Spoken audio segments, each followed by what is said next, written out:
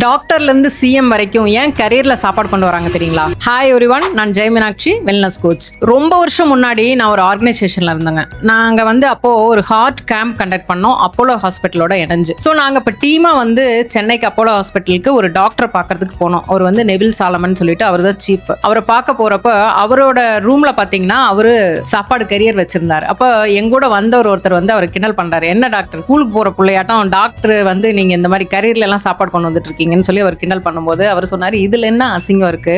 நான் எப்பவுமே வீட்டு சாப்பாடை தான் ப்ரிஃபர் பண்ணுவேன். ஸோ நம்ம ஹெல்த்தியா இருக்கணும்னா வீட்டு சாப்பாடு மட்டும்தாங்க நமக்கு உதவும் அப்படின்னு சொல்லி அவர் எங்களுக்கு சொன்னார். ஸோ அது இப்போ எவ்வளோ பெரிய விஷயமா இருக்கு. ஏன்னா இன்னைக்கு நம்ம ஹோட்டல்ல எப்போ போய் லைன்ல நின்று சாப்பிட ஆரம்பிச்சோமோ அப்பவே ஹாஸ்பிட்டலையும் நம்ம லைன்ல நிற்க ஆரம்பிச்சிட்டோம். வீட்டில் இருந்தா கூட இன்னைக்கு வீட்டு சாப்பாடு கிடையாதுங்க, ஹோட்டல் சாப்பாடு நம்ம நிறைய சாப்பிட்றோம். ஏன்னா ஸ்விக்கி ஜொமேட்டோன்னு நிறைய வந்துருச்சு. எப்பெல்லாம் நம்ம ஹெல்த்தியா இருக்கணும்னு நினைக்கிறோமோ கண்டிப்பா நம்ம வீட்டு சாப்பாடுக்கு மாறணும். நான் கூட பாருங்க, ரொம்ப வருஷமா வேலைக்கு போகும்போது என்னோட ஆஃபீஸ்க்கு கரியரோட தான் போறேன். ஸோ உங்க ஃப்ரெண்ட் சர்க்கிளில் கண்டிப்பா இந்த மாதிரி சாப்பாடு கொண்டு வர ஃப்ரெண்ட்ஸ் இருப்பாங்க. நம்ம இவ்வளோ நாள் கிண்டல் பண்ணிட்டு இருப்போம். இப்போ ஒரு ஹேட்ஸ் ஆஃப் பண்ணி அவங்களுக்கு இந்த வீடியோவை ஷேர் பண்ணுங்க.